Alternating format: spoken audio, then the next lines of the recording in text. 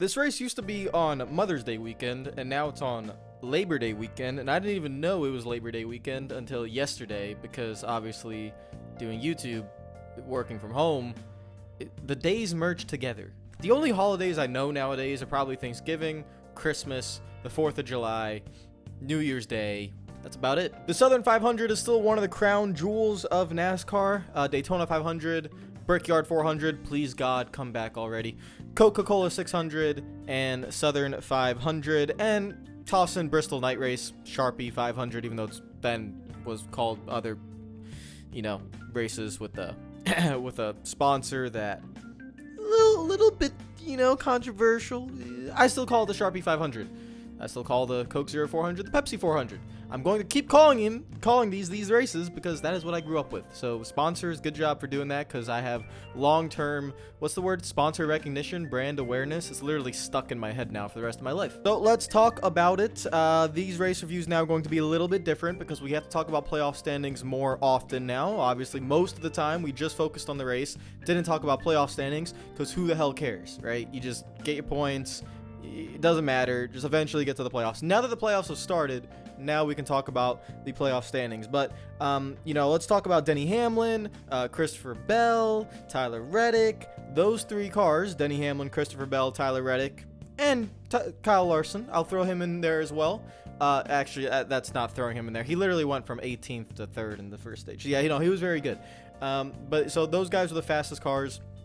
Christopher Bell, mistake. And that's the story of this race, guys. Mistakes.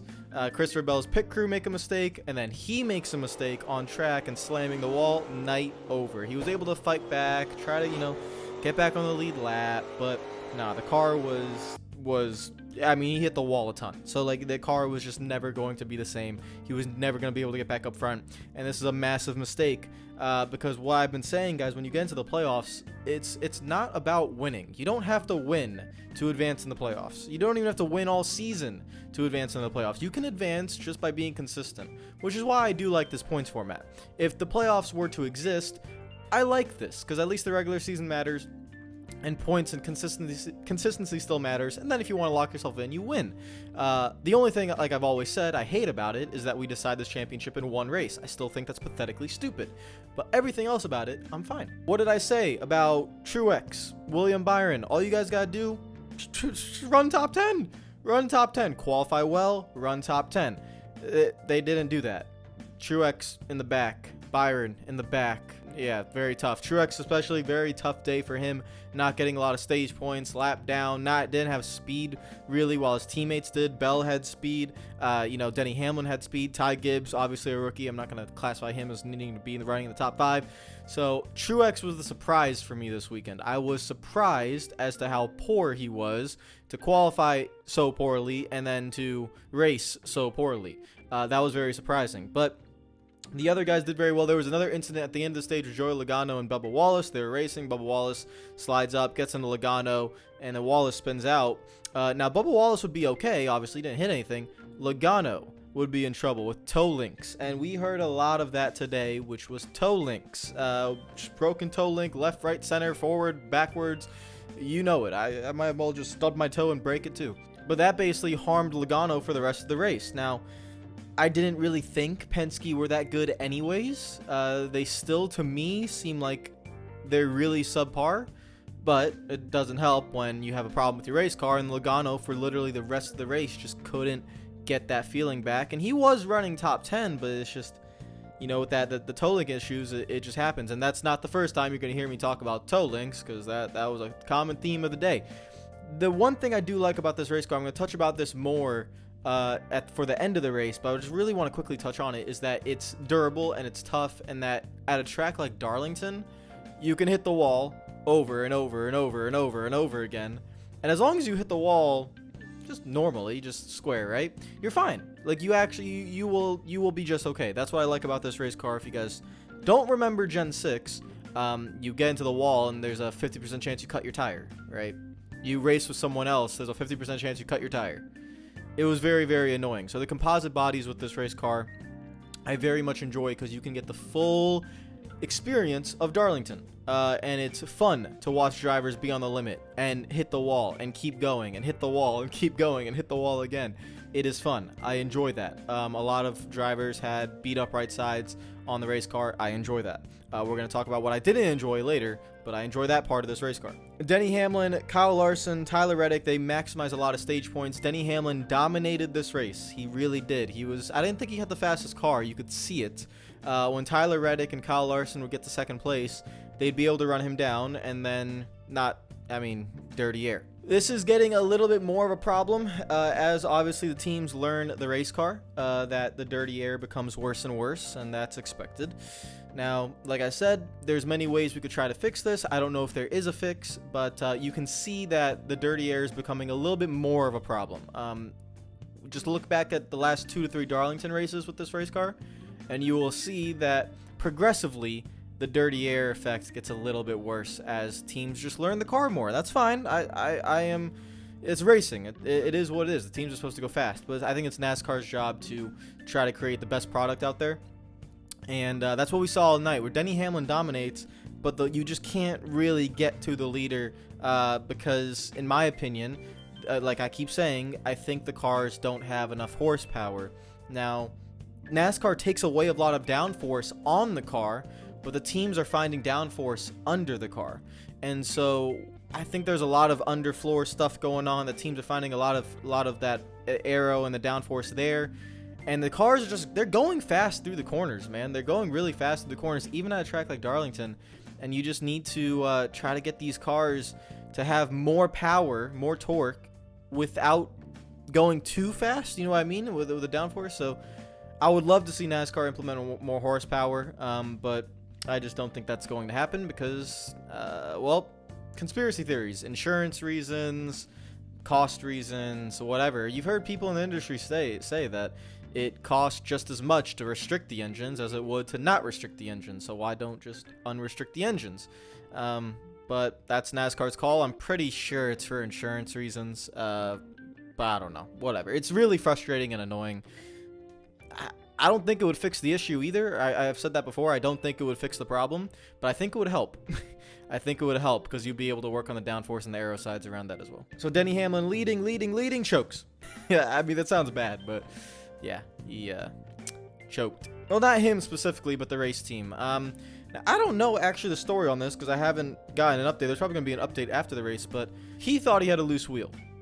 And the team, to my knowledge, never reported to him that he had a loose wheel, because you can check if you have a loose wheel. And so whatever Denny Hamlin felt, I don't know yet if they were able to figure that out, but the loose wheel or the supposed loose wheel is what cost Denny Hamlin this race. I really don't think anyone was going to pass him. He was leading for so long and he was so good. He was not hitting the wall. He was giving himself some space from the wall and just being really good with his race car. And yeah, just really bad luck there. But again, mistakes were the theme of the night. Bell, Denny Hamlin, Tyler Reddick makes a mistake and he benefits from it, which is crazy. So Tyler Reddick sees Kevin Harvick coming down pit lane, and he must have gotten a late call or something from his pit crew when he tries to slow down on the racetrack. Ryan Newman in the 51 is behind him, and Reddick is just slowing down right in front of him, and Newman has to slam on the brakes. He spins out.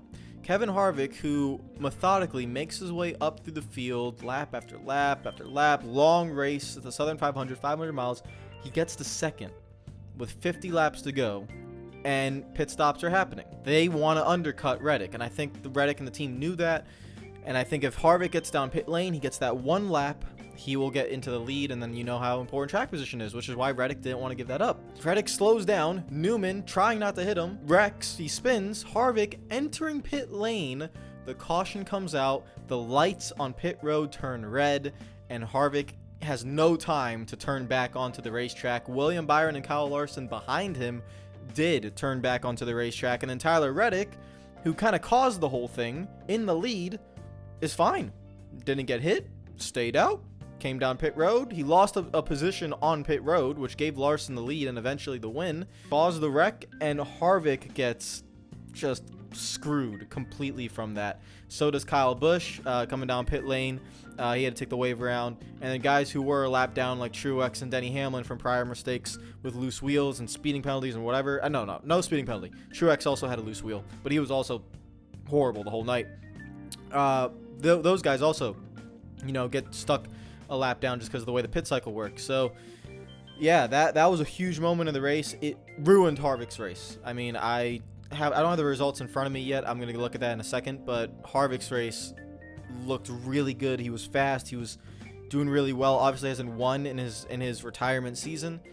And yeah, that's 400 IQ play by Tyrell. No, I'm being serious. It's a racing incident. It's a loophole. It's not even a loophole. It's just very unfortunate. There's no one to blame. You can't blame Tyler Reddick for knowing that if he sees Harvick come down pit lane like that, you're losing the lead. The undercut's, it's too powerful. Even one lap, you're losing the lead. You're not going to have a fast enough pit stop to stay in the lead. So you're going to lose the race. So he must have got that late call, probably down the backstretch entering turn 3, and he tried to come down pit lane, and he just couldn't. And so it's a genuine racing mistake. And then credit to Ryan Newman, how he doesn't hit Reddick to have the reaction time to do that is very impressive. So yeah, credit to Ryan Newman, veteran, experienced race car driver in that 51 car, obviously, just showing up when he wants, kind of, to have some fun. Yeah, very good reactions by him. But then that sets up the end of the race, right? So you have Larson winning the race off pit road. You have a few cautions as well in this moment. And yeah, so this accident pissed me off, guys. I'm not gonna lie. This one pissed me off. Alex Bowman and Daniel Suarez battling for 9th or 10th, whatever it is. They just, oh god, I just don't like when drivers are idiots. It just really, ever since I've been back on iRacing, guys, with live streams and everything, drivers being idiots is like my pet peeve.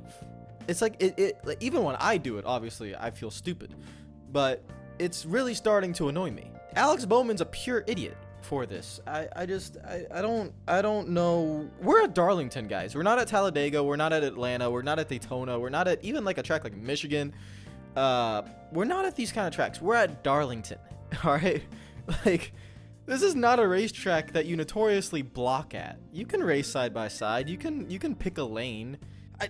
He blocks down low and then tries to go back. I'm just so, it's just dumbfounding to think about. Causes a big incident. Harrison Burton gets involved in it. Yeah, it's just really stupid. Now, listen, you guys know me. I don't rate certain drivers. You guys know that, right? Austin Dillon, don't really rate him. Austin Cindric, who also had a mistake this race where he basically wrecked himself with Ty Gibbs. Now, I'm not going to get on Austin Cindric for this. It's a racing incident, but there are reasons why I don't rate Austin Cindric. And he's racing a rookie, and the rookie does nothing wrong. Just hanging around the outside lane, and Cindric puts him in the wall, and because he puts Gibbs in the wall, puts himself in the wall. So, again, Austin Cindric, I don't rate him. I don't. At road courses, yes. Anywhere else, no. Don't care. The quicker he's out of that 2 car, the better for me, but his dad's the president of Penske or something, so that's not going to happen. And another driver I don't rate, you guys know this because I never talk about him, and he's on my favorite team, is Alex Bowman. I do not rate him. I never have. I never have. Even when he was in the 88 car qualifying on pole at Phoenix and looking fantastic, not having a full-time cup ride, I have never rated Alex Bowman. I don't know what to tell you guys. I've seen him win races. I've never rated him. I'm sorry. I have my opinion on drivers. I don't hate on anyone. I'm just saying it like it is. If you're going to be at Hendrick Motorsports, you need to be excellent. Okay? I think Alex Bowman is average. And incidents like this make me really upset because it's just driver IQ. There's no reason to block Daniel Suarez for 9th place like that. You can just enter on the high lane and fight him there. If you want to block the inside, fine. You can do that. To do both and then wreck yourself is idiotic. Someone should sit you down, probably give you a fine, because it's just stupid. It's just genuinely stupid. So that one incident really made me mad. Like, I'm sorry, that really pissed me off. So I don't know. Yeah, that was annoying. Anyways, cautions breed cautions a little bit. There's more crashes, right? So there's a wreck with the 38 car, and then Denny Hamlin has nowhere to go, slides up, tries to avoid that, gets hit from Michael McDowell. Michael McDowell has nowhere to go, just a bunch of chaos everywhere. Christopher Bell's involved in it as well. Yeah, nightmare for Denny Hamlin. Should have never been back there. He should have been fighting for the lead. So very, very unfortunate for him. And then the end of the race, this is where we talk about the next-gen car, right? So Larson's in the lead and Reddick's fighting him, and this is great. This is what I like about the next-gen car. You see them trying to run each other down. They're hitting the wall right on the edge. Beautiful. Love it. Can't get within 3/10. It's just the battle for the lead, guys. This is kind of hard to understand, but with this car, with how the cars are, they're spec race cars. They're so close, right? The teams are not able to really differentiate them as much as they used to, which leads to maybe one driver not dominating as much, but it leads to this kind of situation at the end of races where you keep seeing this, where the cars are very equal. Larson and Reddick are very equal, but the dirty air is just too much. It's just too much. It takes away any hope of really being able to run down the leader and have a 10-lap battle for the lead. We don't see that anymore because the dirty air is so strong. You have to pick a different lane. So a track like Darlington, right? You can probably go to a different lane, but not when the tires are wearing out. You gotta be by the wall. If the leader's by the wall, and second place is by the wall, there's no way that second place is gonna get to him. We've seen it at tracks like Michigan, right? Where the second lane is dominant, third lane is dominant, and you have a car as fast as Truex, probably the fastest car we've seen all season, not be able to put up a fight for the win.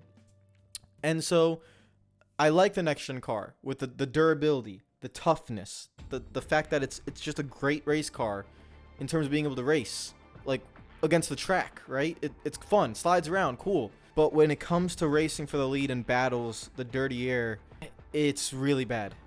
If this was 20 years ago, we would have had an awesome fight for the win, car sliding around.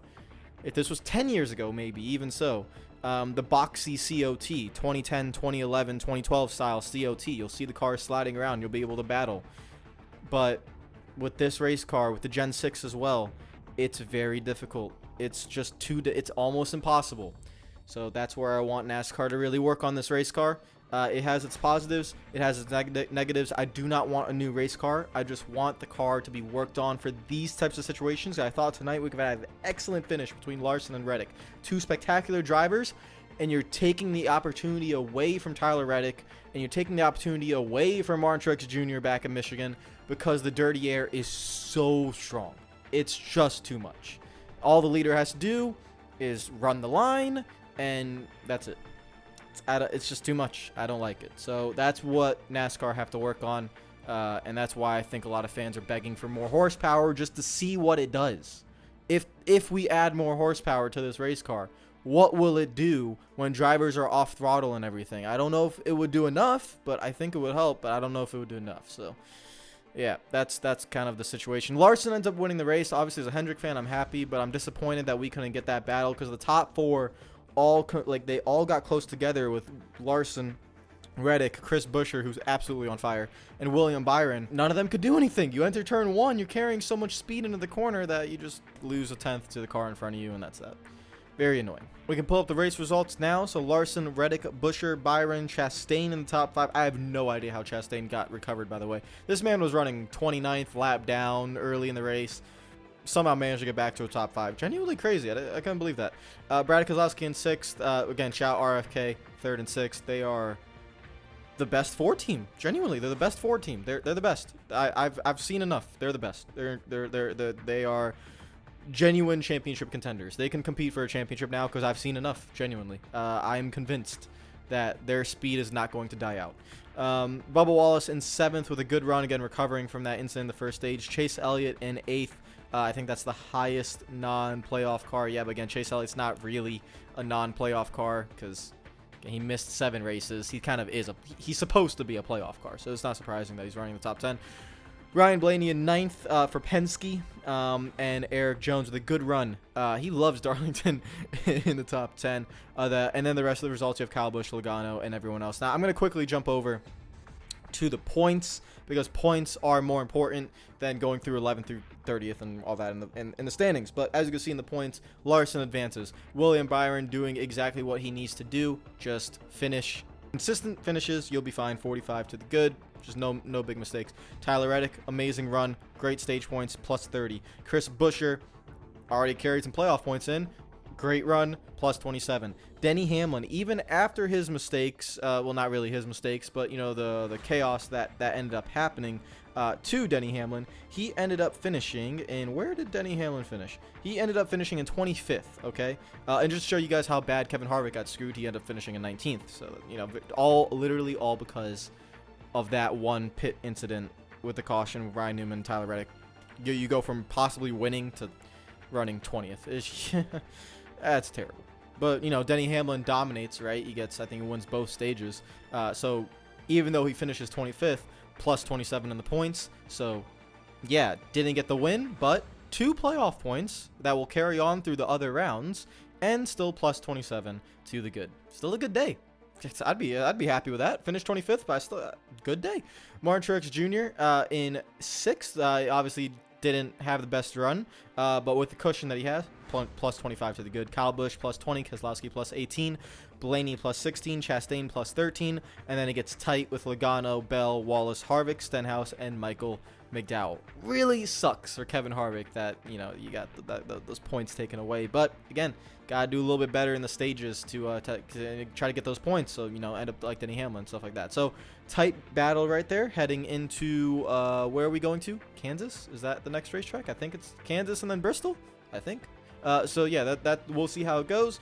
That's the point standings. This has been a long video. I'm going to end it there. Enjoy your Labor Day. It is Labor Day, right? I don't even know. Is it? If it is, cool. I don't know. I was supposed to stream on Saturday night, by the way. I was not able to do that. We're going to do that tomorrow night, Monday night. So we will be streaming on iRacing, doing some hosted sessions with you guys. So if you want to come along and just race and have some fun, then that will be tomorrow night. Whether you're watching this late, go to bed. And if you're watching this in the morning, enjoy your holiday. Take care of yourselves, and I will see you guys tomorrow. And by the way, vamos Gunners. All you Manchester United fans, haha! Enjoy your international break. Los Gunners 3-1 victory against Manchester United. I am one happy lad. Good night. Peace out.